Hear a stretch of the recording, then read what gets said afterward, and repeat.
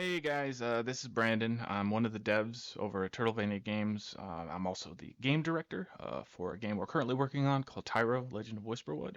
There's been a lot of discussions around the release of Silksong by Team Cherry, and people are claiming that the way that they chose to drop the game has negatively affected other indie developers. And I understand where that frustration comes from.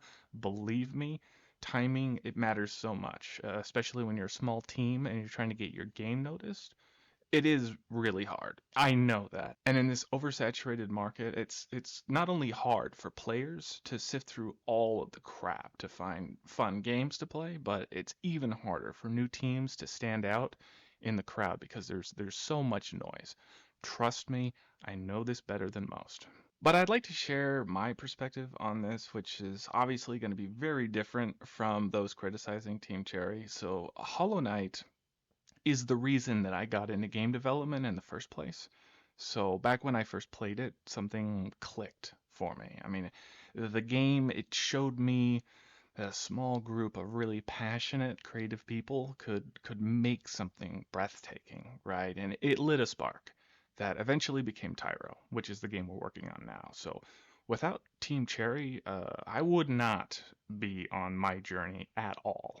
And the way that they chose to release Silksong, it only made me admire them even more. It didn't even occur to me to criticize them for anything. I mean, they're selling a game for $20 that they easily could have marketed at 60, and people would have paid it. That's how much hype was around this game for so many years. But the fact that they're selling it for $20, I mean, it shows that they respect their fans. I mean, it's clear that they're motivated less by profit and more by wanting to share the world that they created with as many people as they can. I mean, that's something that I admire deeply, and their passion. I mean, it's just another reminder of why I fell in love with their work in the first place. So while there are people obviously criticizing Team Cherry, the way they chose to release the game, making the claim that, hey, this is a threat to other indie teams, this is a threat to other game releases, I would argue that the opposite is true. Now, don't get me wrong, releases can overlap, and yes, that sucks. It really, really sucks.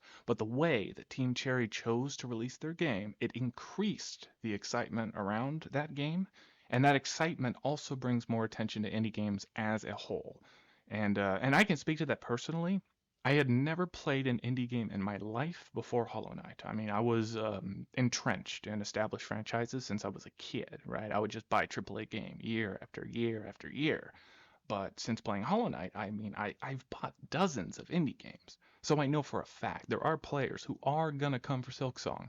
And then they might stay and poke around in the indie space trying to discover another hidden gem. And that's good. That's good for me. It's good for all indie devs. So from me and my game dev partner Andrew, we just want to say to Team Cherry, thank you. I can't play your games and not have a fun and memorable experience. I mean, both Hollow Knight and Silksong are clearly labors of love.